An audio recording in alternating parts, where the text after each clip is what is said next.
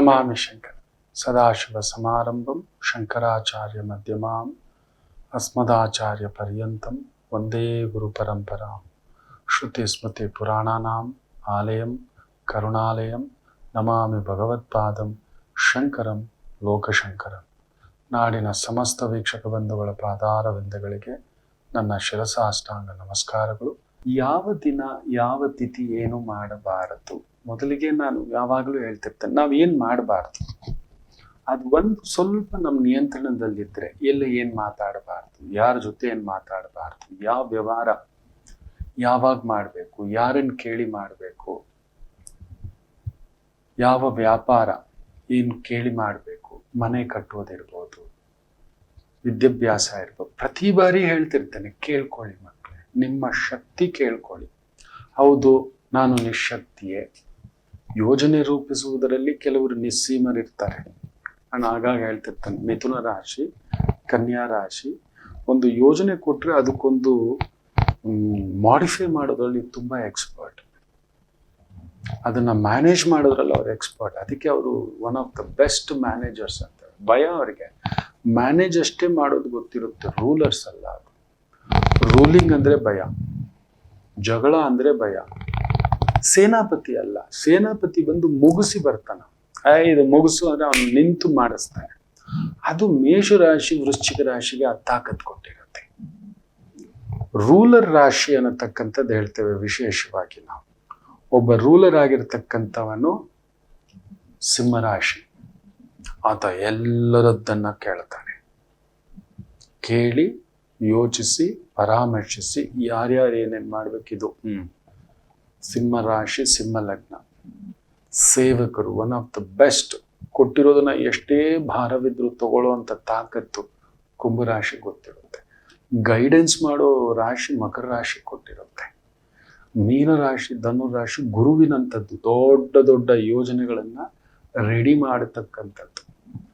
ಯಾವುದ್ರಲ್ಲಿ ಒಳ್ಳೆಯದು, ಯಾವುದ್ರಲ್ಲಿ ಕೆಟ್ಟದ್ದು, ಸಮಾಜಕ್ಕೆ ಹೇಗಿರಬೇಕು, ಕುಟುಂಬಕ್ಕೆ ಹೇಗಿರಬೇಕು, ವ್ಯವಸ್ಥೆ ಹೇಗಿರಬೇಕು, ಕಾನೂನನ್ನು ಯಾವ ರೀತಿ ಯಾರು ಜಾಗರೂಕತೆಯಿಂದ ನಡೆಸಬೇಕು, ಈ ರೀತಿ ಮಂತ್ರಾಲೋಚನೆ ಡಿಸೈನಿಂಗ್ ಮಾಡೋದ್ರಲ್ಲಿ ಒಂದು ಸಣ್ಣ ಐಡಿಯಾವನ್ನು ತುಂಬ ದೊಡ್ಡದಾಗಿ ನಿಲ್ಲಿಸ್ತಕ್ಕಂಥ ತಾಕತ್ತು ಧನಸ್ಸು ರಾಶಿ ಹಾಗೂ ಮೀನರಾಶಿ, ಇಲ್ಲ ಧನುರ್ ಲಗ್ನ ಮೀನ ಲಗ್ನಕ್ಕಿರುತ್ತೆ.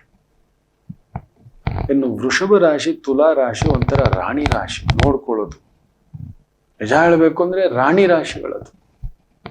ಒಂದು ರಾಣಿ ಬಂದು ನಿಜ ಹೇಳಬೇಕು ಅಂದ್ರೆ ರಾಜ ಅಲ್ಲ, ರಾಜ್ಯಪಾಲನ. ರಾಜನ ಮೂಗಿನ ಕೆಳಗಡೆ ಎಷ್ಟೋ ನಡೀತಿರುತ್ತೆ. ಅದನ್ನ ತಿಳ್ಕೊಂಡು ಎಲ್ಲೆಲ್ಲಿ ಏನನ್ನೆಲ್ಲ ಭದ್ರಪಡಿಸ್ಕೋಬೇಕು, ಆಂತರಂಗಿಕವಾಗಿ ಬಾಹ್ಯವಾಗಿ ರಾಜನನ್ನ ಕಾಪಾಡಿಕೊಳ್ಳಿಕ್ಕೆ. ರಾಜನ ಸುತ್ತಮುತ್ತ ಒಳ್ಳೆಯವರಿದ್ದಾರ, ಕೆಟ್ಟವರಿದ್ದಾರ, ಎಲ್ಲಾದ್ರೂ ರಾಜನನ್ನ ದುರ್ಬಳಕೆ ಮಾಡ್ಕೋಬಿಟ್ರೆ ಅನ್ನತಕ್ಕಂಥ ತಾಕತ್ತು ವೃಷಭ ತುಲ ರಾಣಿ ರಾಶಿ. ರಾಜಮಾತ ರಾಶಿ ಬಂದು ಕಟಕ, ಮಾತಾ ಅಮ್ಮ. ಅದು ಎಲ್ರಿಗೂ ಸಮಾನರಾಗಿ ನಿಂತುಕೊಳ್ಳತಕ್ಕಂಥ ಭಾವ. ನೋಡಿ, ಅದಕ್ಕೆ ಹೇಳುದು, ನಿಮ್ಮ ಶಕ್ತಿ ನಿಶಕ್ತಿ ಬಲಾಬಲಗಳು ಗೊತ್ತಿಲ್ಲ ಮಾಡಿಬಿಡ್ತೇವೆ. ನಾನು ಇಂಜಿನಿಯರ್, ನನ್ನ ಮಗ ಇಂಜಿನಿಯರ್ ಆಗಬೇಕು ಅನ್ನೋದೇನು ಇಲ್ಲ. ನಾನು ಕನ್ಸ್ಟ್ರಕ್ಷನ್ ಅಲ್ಲಿ ಇದ್ದೇನೆ, ನಾನು ವೈದಿಕವಾಗಿದ್ದೇನೆ, ನನ್ನ ಮಗುವು ವೈದಿಕವಾಗಿ ಬರಬೇಕು ಅನ್ನೋದೇನು ಇಲ್ಲ. ಬಲಾಬಲಗಳು, ಶಕ್ತಿ, ಒಂದು ಶಕ್ತಿ ಕೊಟ್ಟಿರುತ್ತೆ, ಅದರಲ್ಲೇ ಎಕ್ಸ್ಪರ್ಟ್ ಆಗಬೇಕು, ಅದನ್ನೇ ಹೆಚ್ಚು ಮಾಡ್ಕೋಬೇಕು. ಅದರಲ್ಲೇ ನೀವು ನೋಡಿ, ಡಾಕ್ಟರ್ ರಾಜ್ಕುಮಾರ್ ಅವರು ಗಾನಗಂಧರ್ವ, ಎಷ್ಟು ವರ್ಷ ಅವರು 1954ನೇ ಇಸ್ವಿಯಿಂದ ಆ ಒಂದು ಚಲನಚಿತ್ರ ರಂಗದಲ್ಲಿ ಇದ್ರು. 64, 74, 84, 94, 2004, 50 ವರ್ಷಗಳ ಸುವರ್ಣ ಮಹೋತ್ಸವ ಅದು. ದಂತಕಥೆ ಅವರು. ಅವ್ರು ನೋಡಿದ ಡೈರೆಕ್ಟರ್ಗಳ, ಪ್ರೊಡ್ಯೂಸರ್ಗಳ, ಆಕ್ಟರ್ಗಳ, ಸ್ಕ್ರಿಪ್ಟ್ ರೈಟರ್ಗಳ, ಮ್ಯೂಸಿಕ್ ಡೈರೆಕ್ಟರ್ಗಳ, ಡಾನ್ಸ್ ಮಾಸ್ಟರ್ಗಳ, ಯಾವುದಕ್ಕೂ ಹೋಗ್ತಿರ್ಲಿಲ್ಲ. ನಮಗೆ ಕೊಟ್ಟಿರೋ ಕೆಲಸ ಚಾಚು ತಪ್ಪದೆ ಬರ್ತೇನೆ, ಬಣ್ಣ ಹಚ್ಕೋತೇನೆ, ಕೊಟ್ಟಿರೋದನ್ನ ಮಾಡ್ತೇನೆ, ಹೋಗ್ತೇನೆ ಅಂತ ಹೋದ್ರೆ ಡೈರೆಕ್ಷನ್ಗೆ ಹೋಗ್ಲಿಲ್ಲ, ಪ್ರೊಡಕ್ಷನ್ಗೆ ಹೋಗ್ಲಿಲ್ಲ, ಪ್ರೊಡ್ಯೂಸ್ಗೆ ಹೋಗ್ಲಿಲ್ಲ, ಮ್ಯೂಸಿಕ್ಗೆ ಹೋಗ್ಲಿಲ್ಲ, ಸ್ಕ್ರಿಪ್ಟ್ಗೆ ಹೋಗ್ಲಿಲ್ಲ, ಎಲ್ಲ. ಅದಕ್ಕೆ ಅವರು ಬಂದು ಗಾನಗಂಧರ್ವರೇ, ದಾದಾ ಸಾಹೇಬ್ ಫಾಲ್ಕೆ ಪ್ರಶಸ್ತಿ. ಅಮಿತಾಬ್ ಬಚ್ಚನ್ ನೋಡಿ, ನಟನೆಯಿಂದ ಸ್ವಲ್ಪ ಜರುಗಿ ವಿಶ್ವಸುಂದರಿ ಅನ್ನತಕ್ಕಂಥದ್ದು ಯಾವುದೋ ಒಂದು ಮಾಡಿದ್ರು, ABCL ಕಾರ್ಪೊರೇಷನ್ ಅಂತ. ಮುಳುಗಿ ನಿಂತು ನೀರಾಗ್ಬಿಟ್ಟಿದ್ದ. ಪ್ರೊಡಕ್ಷನ್ ಹೌಸ್ಗೆ ಹೋದ್ರು, ಬೇರೆ ಬೇರೆ. ಯಾವಾಗ ತಮ್ಮ ಶಕ್ತಿ ಅರ್ಥ ಮಾಡ್ಕೊಂಡಿಲ್ಲ, ಇದು ಸಾಕು, ಲೆಜೆಂಡ್ಸ್ ಬೇಗ ಕಲ್ತ್ಕೊಬಿಡ್ತಾರೆ, ಅದನ್ನು ಜರುಗಿಸ್ಕೊಳ್ಳಲ್ಲ. ನಿಮ್ಮ ಶಕ್ತಿಯಲ್ಲೇ ಆಟ ಆಡಬೇಕು ಮಕ್ಕಳೇ. ನಿಮ್ಮ ಶಕ್ತಿ, ಅದನ್ನೇ ವೈದಿಕ ತಿಳ್ಕೊಳ್ಳಿ. ಯಾವುದು ಮಾಡಬೇಕು ಮಾಡಬಾರದು, ಯಾವುದು ಮಾಡಬೇಕು ಮಾಡಬಾರದು. ಎಕ್ಸಿಕ್ಯೂಷನಲ್ ಪವರ್ ಒಬ್ಬರಿಗಿರುತ್ತೆ, ಎಲ್ಲರೂ ಪೊಲೀಸ್ ತರ ನಿಂತ್ಕೊಳ್ಳೋಕ್ಕಾಗಲ್ಲ. ಆ ಗಟ್ಟಿತನ, ಎಲ್ಲರೂ ಲಾಯರ್ ತರ ವಾದ ಮಾಡೋಕ್ಕಾಗಲ್ಲ, ಎಲ್ಲರೂ ಡಾಕ್ಟರ್ ತರ ಸರ್ಜರಿ ಮಾಡೋಕ್ಕಾಗಲ್ಲ, ಎಲ್ಲರೂ ನರ್ಸಮ್ಮನ್ ತರ ಸೇವೆ ಮಾಡೋಕ್ಕಾಗಲ್ಲ, ಎಲ್ಲರೂ ಅಮ್ಮನ ತರ ಎಲ್ಲರನ್ನು ಸಮಾನವಾಗಿ ನೋಡೋಕ್ಕಾಗಲ್ಲ. ಆಳು ಮಾಡಿದ್ದು ಹಾಳು, ಮಗ ಮಾಡಿದ್ದು ಮಧ್ಯಮ, ತಾನು ಮಾಡಿದ್ದು ಉತ್ತಮ. ಯಜಮಾನಾದವನಿಗೆ ಎಲ್ಲ ಕಡೆ ಗಮನ ಇರುತ್ತೆ. ಮಗ ಆದ್ರೆ ಮಧ್ಯಾಹ್ನ, ಅಪ್ಪ ಇದನ್ ಬಿಡು ನೋಡ್ಕೋತಾನೆ. ಇನ್ನು ಕೆಲಸಗಾರ, ಅವನು ಆಳಿನಂತೆ ಯೋಚನೆ. ಆಳು ತುಂಬಾ ಅಪರೂಪ, ಒಬ್ಬ ಆಳು ಯಜಮಾನನಾಗುವುದು. ಅದಕ್ಕೊಂದು ಉದಾಹರಣೆ ವಿದುರ, ಅದಕ್ಕೊಂದು ಉದಾಹರಣೆ ಕರ್ಣ. ಬೇಕಾದ್ರೆ ತೆಗೆದು ನೋಡಿ. ವಿದುರನೇ ಪ್ರಧಾನಮಂತ್ರಿ ಪಟ್ಟ, ಇಡೀ ಒಂದು ರಾಷ್ಟ್ರವನ್ನ ನಡೆಸ್ತಿದ್ದಂತ ಪ್ರಧಾನಮಂತ್ರಿ, ನೆನಪಿಟ್ಕೊಳ್ಳಿ. ಆದ್ರೆ ತಾನು ರಾಜನ ಅನ್ನತಕ್ಕಂಥ ಒಂದು ಪ್ರಶ್ನೆ ಬಂದಾಗ ಅಲ್ಲಿ ಫೇಲ್ಯೂರ್ ಆಗ್ಬಿಡ್ತಿದ್ದ. ರಾಜ ಒಬ್ಬ ಇದ್ದ, ಯುವರಾಜ ಒಬ್ಬ ಇದ್ದ, ಸೇನಾಪತಿ ಒಬ್ಬರಿದ್ರು, ಹಿಂದುಗಡೆ ಗುರುಗಳಿದ್ರು, ಭೀಷ್ಮಾಚಾರ್ಯರು, ದ್ರೋಣಾಚಾರ್ಯರು, ಕೃಪಾಚಾರ್ಯರು. ಯೋಚನೆ ಮಾಡಿ ನೋಡಿ, ತಾನು ಆ ಆಡಳಿತವನ್ನ ನೋಡ್ಕೊಳ್ತಕ್ಕಂಥದ್ದು. That is the beauty. ಅದು ಬಿಟ್ಟು ಬೇರೆ ಅವರು ತಗೊಳಕ್ ಭಯಪಡೋರು. ಕರ್ಣನು ಹಾಗೆ ನೋಡಿ, ಅಂಗರಾಜ್ಯಕ್ಕೇನೋ ಪಟ್ಟಾಭಿಷೇಕ ಮಾಡಿದ್ರು. ಅವನು ರಾಜ ಅನ್ನೋದು ಬಿಟ್ಟು ಯಾವಾಗ್ಲೂ ತನ್ನಲ್ಲೇ ಇರತಕ್ಕಂಥ ಅರ್ಧ ಕೊರತೆಯನ್ನೇ ಯೋಚನೆ ಮಾಡ್ತಾ ಕೊರಗ್ತಿದ್ದ. ದುರ್ಯೋಧನ ಹುಟ್ಟಿನಿಂದಲೇ ರಾಜನಂತೆಯೇ ಯೋಚಿಸ್ತಿದ್ದ. ಪಾಂಡವರು ನೋಡಿ, ಧರ್ಮರಾಯರು ಇನ್ನೊಂದು, ಹುಟ್ಟಿನಿಂದಲೇ ಮಹಾರಾಜನ ಪುತ್ರನಾದರೂ ಎಷ್ಟಾದರೂ ಕುಂತಿ ಮಕ್ಕಳಿಗೆ ರಾಜ್ಯ ದೊರಕಲಿಲ್ಲ, ರಾಜ್ಯಭಾರ ಆಗಲಿಲ್ಲ ಅಂತ, ರಾಜ್ಯ ಸಿಗಲಿಲ್ಲ ಅನ್ನೋದು ಸುಮ್ಮನೆ ಬರಲಿಲ್ಲ ಮಾತು. ಅದೊಂದು ಅರ್ಧಬೆಂದ ಮನಸ್ಸು. ಏನೋ ಕೊಡ್ತಾರೇನೋ ಮಾಡ್ತಾರೇನೋ. ರಾಜ ಆದವನು ಅದೆಲ್ಲ. ದುರ್ಯೋಧನ ನೋಡಿ, ಇದು ನಂದೇ ಅಂತ ಬೌಂಡ್ರಿ ಆಗ್ತಿದ್ದ. ಅವನು ತಂತ್ರಗಾರಿಕೆಯಲ್ಲಿ ಮಹಾನಿಸ್ಸೀಮ. ಶಲ್ಯನನ್ನೇ ಖುದ್ದು ಪಾಂಡವರ ಸ್ವಂತ ಸೋದರ ಮಾವ, ನೆನಪಿಟ್ಟುಕೊಳ್ಳಿ, ಮಾದ್ರಿ ದೇವಿಯ, ಪಾಂಡು ಮಹಾರಾಜನ ಎರಡನೇ ಧರ್ಮಪತ್ನಿ ಮಾದ್ರಿ, ಮಧ್ರದೇಶ, ಆಕೆಯ ಸೋದರ ಆತ ಶಲ್ಯ. ಮಾಮ, ಖುದ್ದು ಸೋದರ ಮಾಮ, ನೆನಪಿಟ್ಟುಕೊಳ್ಳಿ. ಪಾಂಡವರಿಗೆ ತುಂಬಾ ಮಮಕಾರ. ಅಂಥವನನ್ನ ತನ್ನ ಕಡೆಗೆ ಸೆಳ್ಕೋತಾನೆ. ಕೃಷ್ಣರ ಎಲ್ಲ ಸೈನ್ಯವನ್ನ ತನ್ನ ಕಡೆಗೆ ಎಳ್ಕೋತಾನೆ ದುರ್ಯೋಧನ. ಅಂತಿಂತವನಲ್ಲ ಅವನು. ತಂತ್ರಗಾರಿಕೆಯಲ್ಲಿ ಯಾರನ್ನಿಟ್ಕೋಬೇಕು, ಯಾವ ಬಲಗಳಿಟ್ಕೋಬೇಕು. ದ್ರೋಣರನ್ನ, ಭೀಷ್ಮರ ಸುದ್ದಿಗೆ ಹೋಗ್ತಿರ್ಲಿಲ್ಲ. ಅವ್ರ ಹತ್ರ ಬಂದ್ರೆ ಹೇಗೆ ನಿಂತ್ಕೋಬೇಕು ಗೊತ್ತು. ಅವರು ಗುರುಗಳು, ಜ್ಞಾನ ಭಂಡಾರ ಅವರಿಂದ ನಡೀತಿದೆ. ಸಲಹೆ ಸೂಚನೆ ತಗೋಬೇಕಾದಾಗ ಅವ್ರನ್ನ ಏನೇನ್ ಸೇವೆ ಮಾಡ್ಬೇಕು, ಯಾವಾಗ ಕಾಲಕ್ಕೆ ಬೀಳ್ಬೇಕು ಗೊತ್ತು, ಇಟ್ಕೊಂಡಿದ್ದ. ಕೃಪಾಚಾರ್ಯರ ಹತ್ರ ಹೇಗಿರ್ಬೇಕು ಅಂತ ಗೊತ್ತಿತ್ತು. ಮೀರಿ ನಡ್ಕೋತಿರ್ಲಿಲ್ಲ. ನೀವೆಲ್ಲಾದ್ರೂ ಹುಡುಕ್ ನೋಡಿ ಮಹಾಭಾರತದಲ್ಲಿ ಅವರ ಬಗ್ಗೆ, ಕೆಲವರ ಬಗ್ಗೆ ಆತ ಕರ್ಣ ತನ್ನ ಸೋದರರು ತನ್ನ ಬಲಾಬಲಗಳನ್ನ ಹೇಗೆ ಹೆಚ್ಚಿಸ್ಕೋಬೇಕು ಅನ್ನೋದು ಒಬ್ಬ ರಾಜನಿಗೆ ಗೊತ್ತಿರುತ್ತೆ. ಯಾರನ್ನೆಲ್ಲಿಡಬೇಕು, ಹೇಗಿಡಬೇಕು, ಎತ್ತದ್ ಮಾಡಬೇಕು ಅಂತ. ಇದೇ ನಿಜ ಮಕ್ಕಳೇ. ನಿಮ್ಮ ಬಲಗಳು, ನಿಮ್ಮ ಶಕ್ತಿಗಳು ಗೊತ್ತಿಲ್ಲದೆ ಬಾವಿ ಅಗಿಯೋನ್ ಬೇರೆ, ಬಾವಿ ಅಗಸುವವನು ಬೇರೆ, ಅದರ ಮೈಂಟೈನ್ ಮಾಡುವವನು ಬೇರೆ, ಅದರ ಯಜಮಾನನು ಬೇರೆ, ಅದರಲ್ಲಿ ವರಮಾನ ತರುವವನು ಬೇರೆ. ಈ ರೀತಿ ಇರುತ್ತೆ. ತೋಟ ಮಾಡೋದು ಬೇರೆ, ತೋಟದಲ್ಲಿ ಮಾಲಿ ಕೆಲಸ ಮಾಡೋದು ಬೇರೆ, ಸೂಪರ್ವೈಸ್ ಕೆಲಸ ಮಾಡೋದು ಬೇರೆ, ಕಟಾವ್ ಮಾಡೋರು ಬೇರೆ, ಅದಕ್ಕೆ ಬೆಲೆ ಕಟ್ಟೋರು ಬೇರೆ, ಮಾರಾಟ ಮಾಡುವವರು ಬೇರೆ, ಲಾಭ ನೋಡುವವರು ಯಜಮಾನ.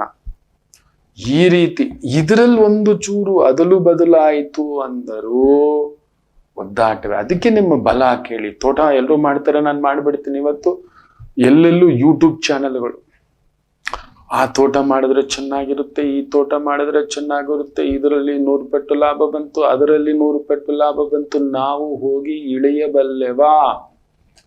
ಇಳಿಯಬೇಕು. ಅಲ್ಲಿ ಒಂಥರ ಹೇಗೆ ಒಂದು 20-25 ವರ್ಷ ತ್ಯಾಗದ ಫಲವಾಗಿ ಮಕ್ಕಳು ಹಿಂದ್ಗಡೆ ತಂದೆ ತಾಯಿ ನಿಂತ್ಕೋತಾರೋ, ಆ ರೀತಿ ಒಂದು ತೋಟ ಜಮೀನ್ ಹಿಂದ್ಗಡೆ ನಿಂತ್ಕೋಬೇಕು.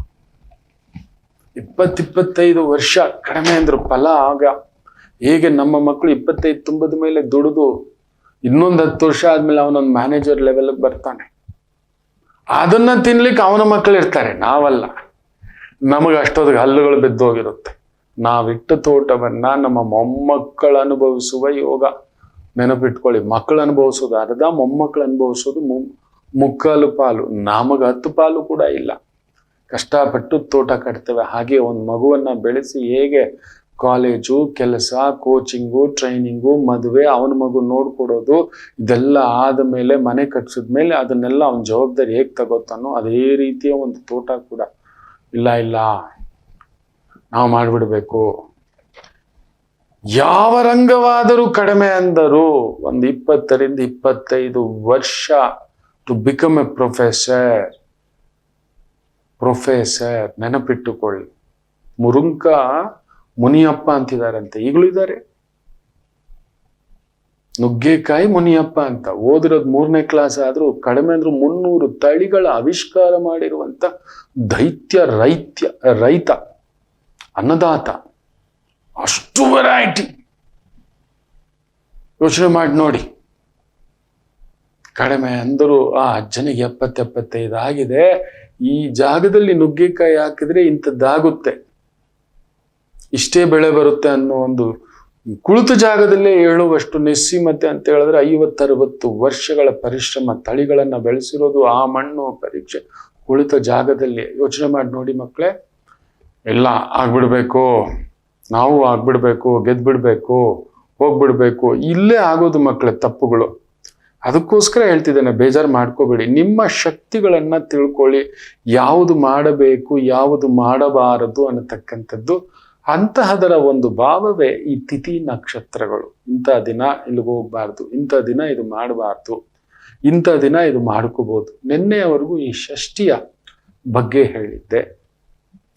ಸಪ್ತಮಿ ಎಲ್ಲ ಕಾರ್ಯಗಳಿಗೂ ಅನುಕೂಲ. ಅದು ಯಾವ ಕಾರ್ಯವಾದರೂ ಸಪ್ತಮಿ. ದೇವಿ ಸಪ್ತಮಿ,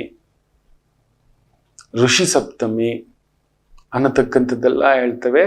ಸಪ್ತಮಿ ತಿಥಿ ಬಂದಿದೆ ಪಂಚಾಂಗ ಪ್ರಕಾರ, ಅವತ್ತು ನೋಡಿ.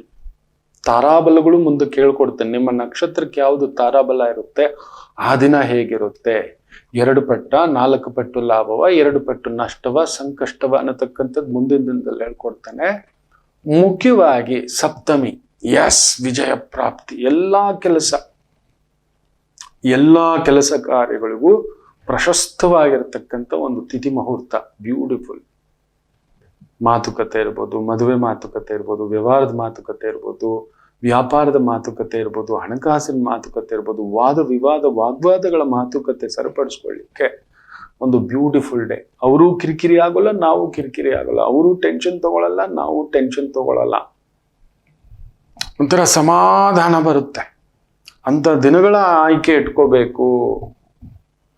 ಮಾತುಕತೆ ಇದೆಪ್ಪ, ಹೆಣ್ಣು ಕೊಡೋದು, ಗಂಡು ತಗೊಳ್ಳೋದು, ಜಮೀನು, ಮನೆ, ಜಾಗ, ವಾಹನ ತಗೋತಿದ್ದೀವಿ ಗುರುಗಳೇ, ಸಪ್ತಮಿ ತಿಥಿ ಇದೆಯಾ ನೋಡಿ. ವಾಹನ ಬುಕ್ಕಿಂಗ್ ಮಾಡ್ತಿದ್ದೇವೆ, ಅಗ್ರಿಮೆಂಟ್ ಹಾಕೋತಿದ್ದೇವೆ, ಟೋಕನ್ ಅಡ್ವಾನ್ಸ್ ಕೊಡ್ತಿದ್ದೇವೆ, ಆವತ್ತಿಗೆ ಪ್ಲಾನ್ ಮಾಡಿ. ತಿಥಿ ನಕ್ಷತ್ರಗಳು ಖಂಡಿತ ಪ್ಲೇ ಆಗುತ್ತೆ. ನನಗೆ ಅಷ್ಟಮಿ ದಿನ ಏನಾದ್ರೂ ಒಂದು ಕದಲಿಕೆ ಇದ್ದೇ ಇರುತ್ತೆ. ನೋಡಿದ್ದೇನೆ ನಾನು. ಮೊನ್ನೆ ಕೂಡ ಅಷ್ಟಮಿ. ಮನೋಚಂಚಲಂ, ಅನಾರೋಗ್ಯ ಮನಸ್ಸು, ದಣದು ಬಿಟ್ಟಿದ್ದೆ, ಸುಸ್ತಾಗ್ಬಿಟ್ಟಿದ್ದೆ ನಿಜ ಹೇಳ್ಬೇಕು ಅಂದ್ರೆ. ಅಷ್ಟಮಿ ದಿನ ನನಗೆ ಒಂದು ಒದ್ದಾಟ. ಸೊ ಅಂಥದ್ದೇ ಅಷ್ಟಮಿ ದಿನ ಏನು ಮಾಡಬೇಡಿ, ಎಲ್ರಿಗೂ ಅದು ಅಪ್ಲೈ ಆಗುತ್ತೆ. ಭಗವಂತನಾದ ನನ್ನ ಕೃಷ್ಣನಿಗೆ ಬಿಡ್ಲಿಲ್ಲ, ಆತಂಕದಲ್ಲೇ ನನ್ನ ಭಗವಂತ ಹುಟ್ಟಿತ್ತು. ಆ ಆತಂಕಗಳ ಆರ್ಭಟದಲ್ಲಿಯೇ ನರಸಿಂಹರು ಬಂದಿತ್ತು. ಅದರಿಂದ ಅಷ್ಟಮಿ ದಿನ ಯಾವ ಕಾರ್ಯವೂ ಮಾತಾಡ್ಲಿಕ್ಕೆ ಹೋಗ್ಬೇಡಿ, ಮುಂದಕ್ಕೆ ಹಾಕಿ. ಬೇಡ ಅವತ್ತು ಏನ್ ರಾಜ್ಯ ಹೋಗಲ್ಲ, ನಾನು ಆಗಾಗ ಹೇಳ್ತಿರ್ತೀನಲ್ವಾ, ದೊರೆಪಟ್ಟೆ ಏನು ಹೋಗಿಲ್ವಲ್ಲ, ನೋಡೋಣ. ಅವತ್ತೇ ವಾದಗಳಾಗ್ಬಿಡುತ್ತವೆ. ವಾದ ಅನ್ನೋದು ವಿವಾದ ಆಗುತ್ತೆ, ವಿವಾದ ಅನ್ನೋದು ತರ್ಕಕ್ಕೆ ಮೀರಿ ನಡೆದು ಹೊಡೆದಾಟ ಬಡದಾಟ ಗಲಾಟೆ ಈ ತರದ್ದು ನಡೆಯತಕ್ಕಂಥದ್ದಾಗುತ್ತದೆ. ಎಚ್ಚರಿಕೆ. ಅದರಿಂದ ಅಷ್ಟಮಿ ದಿನ ಆದಷ್ಟು ಮುಂದಕ್ಕೆ ಹಾಕಿ. ಶುಭ ಕಾರ್ಯಗಳು ಬೇಡ, ಶುಭ ಮಾತುಕತೆಗಳು ಬೇಡ, ವ್ಯವಹಾರಗಳು ಬೇಡ, ಮಾತುಕತೆಗಳೇ ಬೇಡ. ಕೊಡೋದು ತಗೊಳ್ಳೋದಂತೂ ಇಲ್ಲವೇ ಇಲ್ಲ.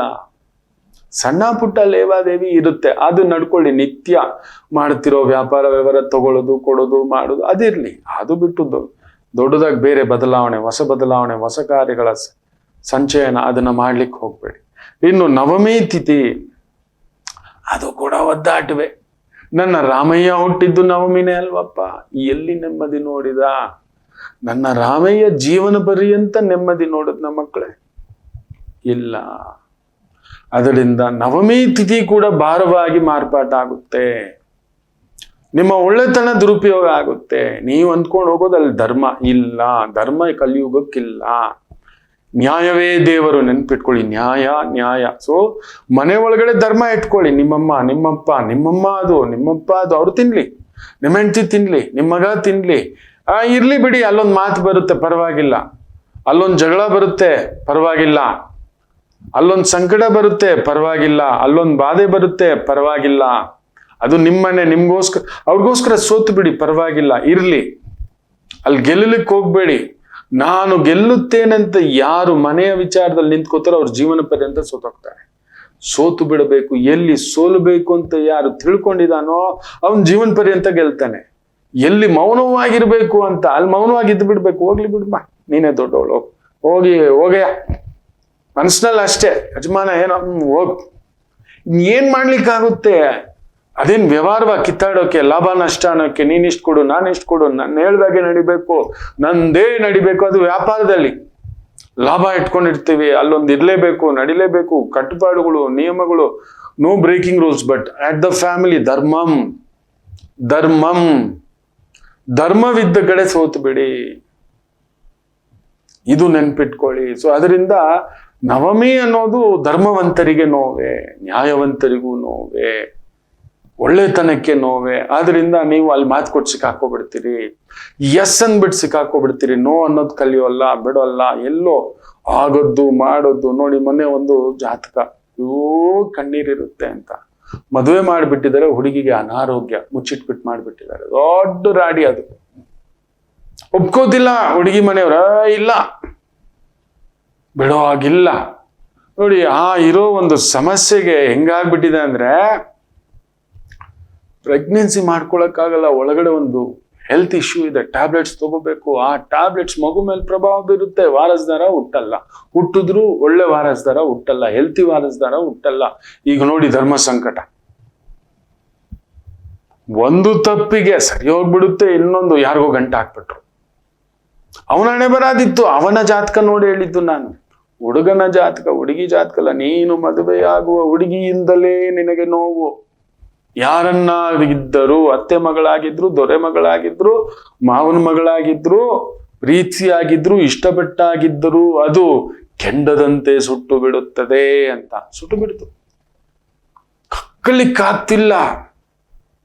ಈಗ ಏನು ಮಾಡೋಣ ಹೇಳಿ?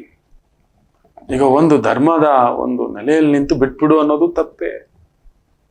ಒಪ್ತಿಲ್ಲ, ಈಗ ಸರಿ ಆಗ್ತಿಲ್ಲ, ಇಲ್ಲಿ ಇವರ ಸಂಕಟ ಹೇಳಲಿಕ್ಕಾಗ್ತಿಲ್ಲ. ನೋಡಿ, ಅಂಥದೊಂದು ತಪ್ಪುಗಳು.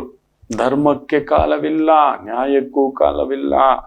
ಸೊ ತುಂಬಾ ಜಾಗ್ರತೆ. ಇನ್ನು ದಶಮಿ, ವಿಜಯ ಪ್ರಾಪ್ತಿ. ವಿಜಯದಶಮಿಯೇ ಯಾವ ಕೆಲಸವಾದರೂ ಆರಂಭ ಮಾಡಬಹುದು. ಮುಖ್ಯವಾಗಿ ಭೂಮಿ ವ್ಯವಹಾರಗಳು, ಫ್ಯಾಕ್ಟ್ರಿಗಳು, ಕಂಪನಿಗಳು ಓಪನ್ ಮಾಡೋದು, ರೆನೋವೇಷನ್ ಮಾಡೋದು, ಕೆಲಸಗಳ ಆರಂಭ ಮಾಡೋದು, ಹೊಸ ಕೆಲಸ, ಹೊಸ ಕಾರ್ಯ, ಯಾವುದಾದರೂ ಮಾತುಕತೆ ವಿಜಯವೇ. ಆವತ್ತೋಗಿ ನೀವು ಕೂತ್ಕೊಳ್ಳಿ.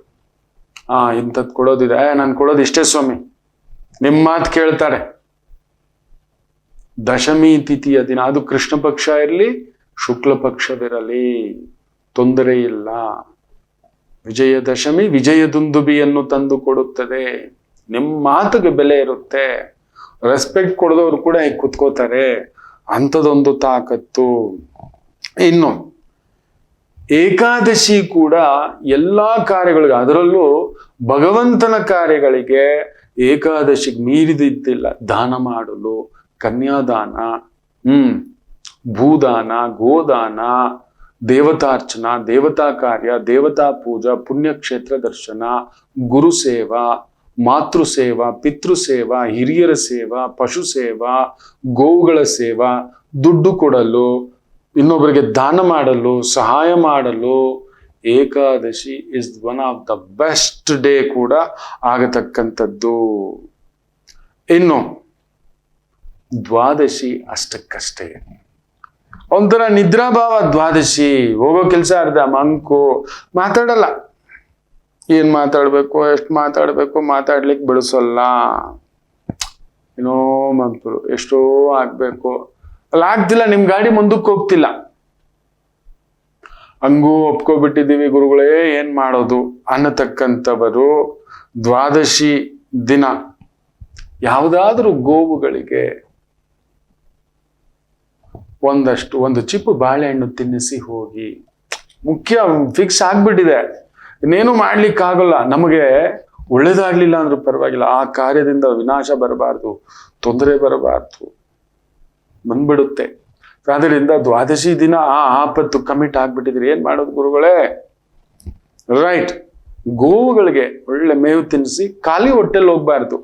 ಒಂದಷ್ಟು ಪ್ರಸಾದ ಸೇವಿಸಿ, ಹಿರಿಯರ ಆಶೀರ್ವಾದ ತಗೊಂಡು ದ್ವಾದಶಿ ತಿಥಿ ದಿನ ಹೊರಗಡೆ ಹೋಗ್ತಕ್ಕಂಥದ್ದು ಮಾಡಿ. ಹೊಟ್ಟೆ ತುಂಬ ತಿಂದು ಹೋಗ್ಬಾರ್ದು, ಅರ್ಧ ಹೊಟ್ಟೆ ತಿಂದು ಹೋಗಬೇಕು ದ್ವಾದಶಿ ದಿನ. ಪೂರ್ಣ ಹೊಟ್ಟೆ ಎಲ್ಲ ಕೆಲಸಗಳಿಗೆ, ಕಾರ್ಯಗಳಿಗೆ, ಹೊಸ ಕಾರ್ಯ, ಹೊಸ ಮಾತುಕತೆ, ಹೊಸ ಚಿಂತನೆ ಅನ್ನತಕ್ಕಂಥದ್ದು ಹೋಗ್ತಿದ್ದೀರಿ ಅಂದ್ರೆ ಅರ್ಧ ಹೊಟ್ಟೆ. ಇಲ್ಲ ಅಂದ್ರೆ ಏಕಾದಶಿ ವ್ರತ ಇದೆ ಸ್ವಾಮಿ, ನಾನು ದ್ವಾದಶಿ ಚೆನ್ನಾಗಿ ತಿನ್ಬಿಟ್ಟು ಹೋಗ್ತಾನೆ ಅಂದ್ರೆ ಕೆಲಸ ಅದು ಅರ್ಧವೇ.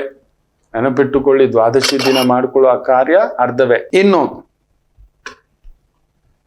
ತ್ರಯೋದಶಿ, ಪ್ರದೋಷದ ದಿನ ಮಕ್ಕಳೇ. ತ್ರಯೋದಶಿ ಅಂತ ಹೇಳಿದ್ರೆ ಬ್ಯೂಟಿಫುಲ್, ವಾದಗಳಿಗೆ ಒಳ್ಳೆಯದು, ಕೇಸುಗಳಿಗೆ ಒಳ್ಳೆಯದು, ಪೊಲೀಸ್ ಕಂಪ್ಲೇಂಟ್ಸ್ಗೆ ಒಳ್ಳೆಯದು, ನ್ಯಾಯ ಚರ್ಚೆಗೆ ಒಳ್ಳೆಯದು, ನ್ಯಾಯಾಂಗ ಇಲಾಖೆ ಕಾರ್ಯಗಳು, ಅಗ್ರಿಮೆಂಟ್ಸು, ಪ್ರಾಪರ್ಟಿ ಅಗ್ರಿಮೆಂಟ್ಸು, ಲೀಗಲ್ ವೆರಿಫಿಕೇಶನ್ ಮಾಡಿಸೋದು, ಮೆಡಿಕಲ್ ವೆರಿಫಿಕೇಶನ್, ಮೆಡಿಕಲ್ ಚೆಕಪ್ ಮಾಡಿಸ್ಲಿಕ್ಕೆ ತ್ರಯೋದಶಿ ಒಳ್ಳೆಯದು.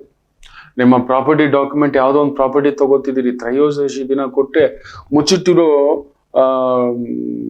ಯಾವುದೋ ಒಂದು ಸುಳ್ಳಿನ ಕಂತುಗಳು ಕೂಡ ಹೊರಗಡೆ ಬರ್ಲಿಕ್ಕೆ ಅದ್ಭುತ ತ್ರಯೋದಶಿ.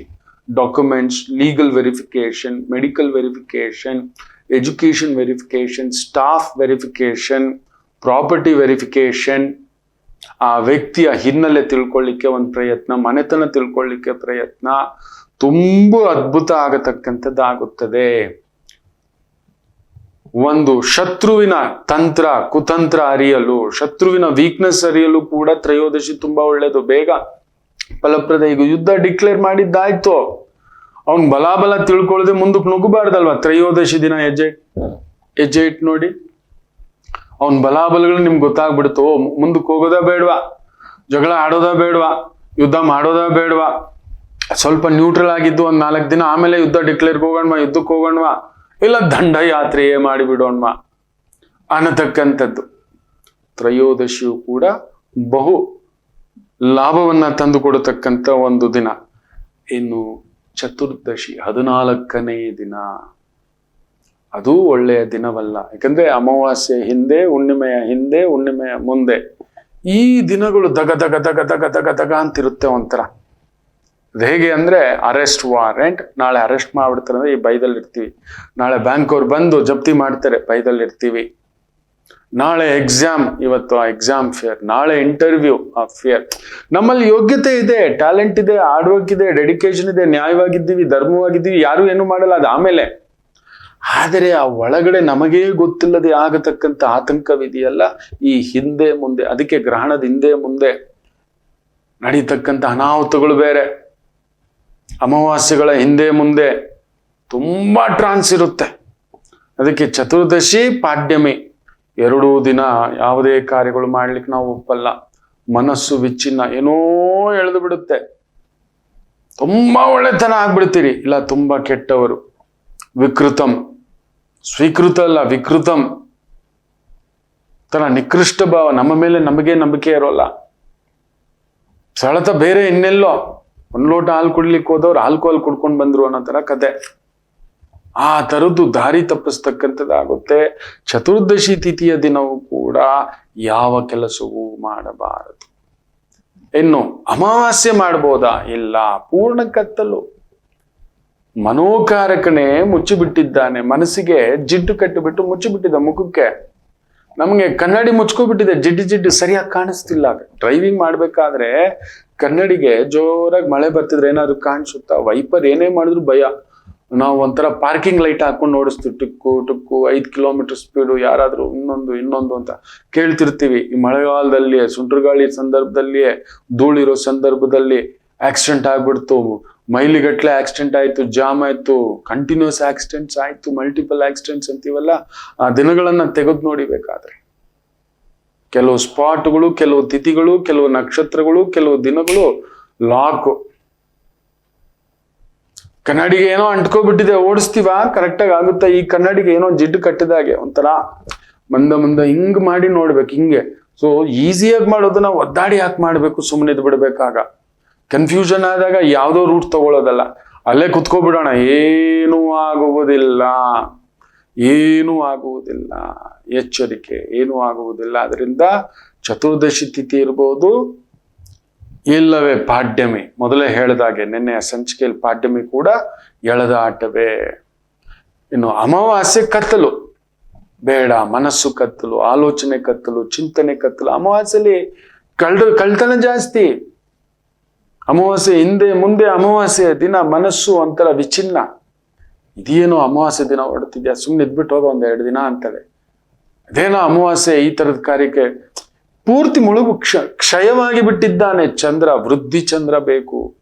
ಅಕ್ಷಯ ತೃತೀಯ ಅಂತ ಅದಕ್ಕೆ ಹೇಳೋದು. 3ನೇ ದಿನ ತೃತೀಯ, ತದಿಗೆ, ಬಿದಿಗೆ, ತದಿಗೆ ಅಂತ ಏನ್ ಹೇಳ್ತೇವೆ, ಆ ತದಿಗೆ 3ನೇ ದಿನವೇ ಅದು ಬರಬೇಕು. ಅಲ್ಲಿವರೆಗೂ ಕಾಯಬೇಕು. ಇಲ್ಲ ಮಾಡ್ಬಿಡೋಣ, ನಿಮ್ಮ ಇಷ್ಟ. ನಾವು ಮಾಡೋದೇ ಅಮಾವಾಸ್ಯೆ ಆದ್ರೆ ನಾವು ಇದೆಲ್ಲ ನಂಬದಿರನೇ ನಾವು ನೆಮ್ಮದಿಯಾಗಿದ್ವಾ? ಯಾರಿಗೂ ತೊಂದರೆ ಕೊಡದೆ ನಮ್ಮ ಭರತ ಖಂಡ, ನಮ್ಮ ಗುರುಕುಲ, ನಮ್ಮ ಹಿರಿಯರು, ದೇವರ್ಷಿಗಳು, ಮಹರ್ಷಿಗಳು, ರಾಜರ್ಷಿಗಳು ಎಲ್ಲರೂ ನೋಡಿ. ಅದಕ್ಕೆ ಭಗವಂತನಾದ ಶ್ರೀಕೃಷ್ಣ ನರಸಿಂಹ ಅಷ್ಟಮಿಯೇ ಎಂದೇ ಹುಟ್ಟಿದೆ. ಯಾಕಂದ್ರೆ ಅಷ್ಟೂ ಕಷ್ಟಗಳನ್ನ, ನಮ್ಮ ಭಾರಗಳನ್ನ ಎಳ್ಕೊಳ್ಳಕ್ಕೆ ಅವತಾರ ಪುರುಷರು ಬಂದ್ರು. ಧರ್ಮ ಅಂತ ನಿಂತಂತ ನನ್ನ ರಾಮಚಂದ್ರ ಪ್ರಭು ನವಮಿ ಎಂದು ಹುಟ್ಟಿದ್ದು.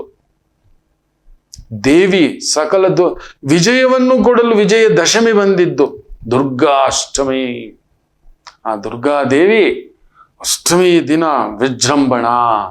ನವರಾತ್ರಿಗಳಲ್ಲಿ ದುರ್ಗಾ ಅಷ್ಟಮಿ ನಮ್ಗೆ ಗೊತ್ತೇ ಇದೆ, ಅಮ್ಮನವರ ಆ ಪ್ರಕಂಪನ. ಸುಮ್ಮನೆ ಅಲ್ಲ ಈ ತಿಥಿಗಳು ಬಂದಿರತಕ್ಕಂಥದ್ದು. ಸೊ ಅಮಾವಾಸ್ಯೆಯ ಸಂದರ್ಭದಲ್ಲಿ ಏನು ಮಾಡ್ಲಿಕ್ಕೆ ಹೋಗ್ಬೇಡಿ. ಇನ್ನು ಹುಣ್ಣಿಮೆ ಪರವಾಗಿಲ್ಲ, ಆದ್ರೂ ನಾನು ಒಪ್ಪಲ್ಲ. ನನ್ನ ಅನುಭವ ಸಣ್ಣ ಪುಟ್ಟದಾಗಿ ಮಾಡ್ಕೋಬಹುದು, ಮಾತುಕತೆ ಮಾಡ್ಕೋಬಹುದು. ಒಂದು ಸಣ್ಣ ಪುಟ್ಟ ಒಳ್ಳೆ ಕಾರ್ಯ, ಪೂಜಾ ಕಾರ್ಯ, ದೇವ ಕಾರ್ಯ, ಮನೆಯಲ್ಲಿ ಪೂಜೆಗಳು, ಸಂಕಲ್ಪಗಳು, ಮಡ್ಲಕ್ಕಿ ತುಂಬಿಸ್ಕೊಡೋದು, ಪ್ರಸಾದ ಮಾಡಿ ಹಂಚೋದು, ಗೋ ಸೇವೆ, ದೇವಿ ಸೇವೆ, ಕೌಮಾರಿ ಪೂಜಾ, ಗುರು ಪೂಜಾ. ಅದಕ್ಕೆ ಸತ್ಯನಾರಾಯಣ ಪೂಜಾ ಹುಣ್ಣಿಮೆ ದಿನನೇ ಬರೋದು. ಗುರು ಹುಣ್ಣಿಮೆ, ಗುರು ಪೌರ್ಣಮಿ ಹುಣ್ಣಿಮೆನೇ ಬರೋದು. ಚಿತ್ತಾ ಪೌರ್ಣಮಿ ದಿನನೇ ಬರೋದು ಅಮ್ಮನವರ ಹುಣ್ಣಿಮೆ ಅಂತ. ಸೊ ಹುಣ್ಣಿಮೆ ದಿನ ಆರಾಧನೆಗೆ ಒಳ್ಳೆಯದು, ಕೋರಿಕೆಗೆ ಒಳ್ಳೆಯದು, ಆಲಯಗಳು ಹೋಗೋದು ಒಳ್ಳೆಯದು, ಆಲಯ ಸೇವೆಗಳು ಮಾಡೋದು ಒಳ್ಳೆಯದು. ಆಲಯ ಕರ್ತ, ಸಮಾಜ ಸೇವೆ, ವೃದ್ಧಾಶ್ರಮ, ಗೋ ಆಶ್ರಮ, ಗೋಶಾಲೆ, ನಂದಾಶ್ರಮ, ವಿದ್ಯಾಶ್ರಮ, ಸ್ತ್ರೀ ಆಶ್ರಮ, ಈ ತರದ್ದು ಸೇವೆಗಳು ಮಾಡಲು, ದಾನಗಳು ಮಾಡಲು, ಸೇವೆ ಮಾಡಲು, ಮುತ್ತೈದೆ ಪೂಜೆ ಮಾಡಲು, ಅಮ್ಮನವರ ಪೂಜೆ ಮಾಡಲು, ಗುರು ಪೂಜೆ ಮಾಡಲು, ಸತ್ಯನಾರಾಯಣ ಪೂಜೆ ಮಾಡಲು ಅತ್ಯದ್ಭುತವಾಗಿರತಕ್ಕಂಥ ಒಂದು ದಿನ. ಮನಸ್ಸು ಪ್ರಫುಲ್ಲ, ಒಂಥರ ಮನಸ್ಸು ತುಂಬ ಬಿಟ್ಟಿದೆ, ಹೊಟ್ಟೆ ತುಂಬ ಊಟ, ಮೈ ತುಂಬ ಒಳ್ಳೆ ಬಟ್ಟೆ, ಕಣ್ ತುಂಬ ನಿದ್ದೆ, ಮನುಷ್ಯ ತುಂಬ ನಿರಾಳವಾಗಿರ್ತಾನೆ. ಯಾವ ಮನುಷ್ಯ ಒಳ್ಳೆ ನಿದ್ದೆ ಮಾಡ್ತಿದ್ದಾನೆ, ಹೊಟ್ಟೆ ತುಂಬ ಒಳ್ಳೆ ಊಟ ತಿಂತಿದ್ದಾನೆ, ಅವನಿಗೆ ಯಾವ ತೊಂದರೆನೂ ಇಲ್ಲ ಅಂತ ಅರ್ಥ. ಕೋಟಿಗಟ್ಲೆ ಇದ್ದೇನು ಪ್ರಯೋಜನ, ಅರಮನೆ ಇದ್ದೇನು ಪ್ರಯೋಜನ, ಮನೆಯಲ್ಲಿ ಎಂಥ ಹೋಳಿಗೆ ಊಟ ಇದ್ದೇನು ಪ್ರಯೋಜನ, ನೆಮ್ಮದಿ ಇಲ್ಲದಿದ್ದಾಗ. ಮಕ್ಕಳೇ, ಗಂಜಿ ಕುಡಿದ್ರು, ಗುಡಿಸ್ಲಲ್ಲಿದ್ರು ಆನಂದವಾಗಿದ್ದೀವಲ್ಲ. ಕಣ್ತುಂಬಾ ನಿದ್ದೆ, ಕಣ್ತುಂಬಾ ನಿದ್ದೆ, ಮೈ ಮೇಲೆ ಒಂದಷ್ಟು ಬಟ್ಟೆ, ತಿಂದಿದ್ದು ಅರಗಿಸ್ಕೊಳ್ಳೋ ತಾಕತ್ತು. ಗಂಜಿ ತಿಂದ್ರು ಕೂಡ, ಒಂದು ತಂಬುಳಿ ತಿಂದ್ರು ಕೂಡ ಆನಂದವಾಗಿದ್ದೇವೆ. ಅದೇ ಆನಂದ, ಅದುವೇ ಹುಣ್ಣಿಮೆ. ಸೊ ಯಾವ್ಯಾವ ತಿಥಿಗೆ ಏನೇನು ಅಂತ ಲೆಕ್ಕಾಚಾರಗಳು ಹೇಳ್ಕೊಟ್ಟಿದ್ದೀನಲ್ವಾ, ಇದನ್ನು ಬರೆದಿಟ್ಕೊಂಡಿರಿ. ಯಾರ್ಯಾರಿಗೆ ನಿಮಗೆ ಇಷ್ಟ ಆಗಿದೆ, ನಿಮ್ಮ ಆತ್ಮೀಯರಿಗೂ, ಮಿತ್ರರಿಗೂ, ಸ್ನೇಹಿತರಿಗೂ, ಯಾರಿಗೂ ಇದು ಎಲ್ಲೋ ಒಂದು ಸಣ್ಣ ರಕ್ಷಣೆ, ಕಾಪಾಡುವಿಕೆ ಆಗ್ಬಿಟ್ರೆ ಅದಕ್ಕಿಂತ ಮನಸ್ಸಿಗೆ ತೃಪ್ತಿ ಇನ್ನೇನು ಇಲ್ಲ ಮಕ್ಕಳ. ಒಂದು ಮಾರ್ಗದರ್ಶನ, ಪುಟ್ಟ ಮಾರ್ಗದರ್ಶನ, ನನಗೆ ತಿಳಿದಷ್ಟು, ಅಣುವಷ್ಟು ಏನು ತಿಳಿದಿದೆಯೋ ನಿಮಗೆ ಹೇಳ್ಕೊಡ್ತಿದ್ದೇನೆ. ಎಲ್ಲಾದ್ರೂ ತಪ್ಪಾಗಿದ್ರೆ ಕ್ಷಮಿಸಿ ಅಂತ ಹೇಳ್ತಾ, ಮಾತೃದೇವೋ ಭವ.